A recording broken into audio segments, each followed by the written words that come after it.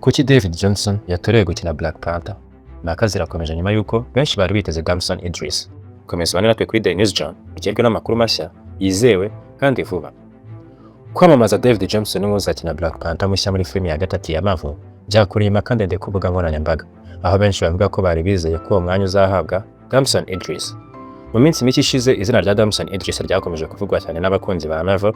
Bamwe bavuga ko afite ubuhanga, isura ndetse n'ubunararibonye byari gutuma asimbura neza Chadwick Boseman mu muryango wa Black Panther.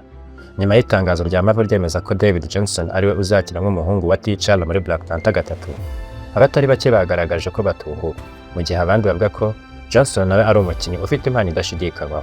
Harabibutsa ko umuyobozi wa filime Ryan Coogler azi neza abakinnyi bombi kuko amaze imyaka myinshi akorana n'abakinnyi batandukanye kandi akunze guhitamo uwo abona ujyanye n'inkuru ashaka kubaka, aho gushingira gusa ku byifuzo by'abafana. Abasesenguzi mu by'imyidagaduro bavuga ko guhitamo umukinnyi bitagendera gusa ku bw'abamare bwe, ahubwo hashingirwa ku buryo ashobora guhuza imiterere y'umuntu agiye gukina ndetse n'ibitekerezo filime ifite. Nubwo impaka zikomeje, benshi bemeza ko igisubizo nyacyo kizagaragara filime imaze gusohoka, aribwo hazamenyekana niba David Johnson yari amahitamo akwiriye. Ese wowe warusha iki kindi, Gamson Idris cyangwa David Johnson? Tanga igitekerezo cyawe muri comment.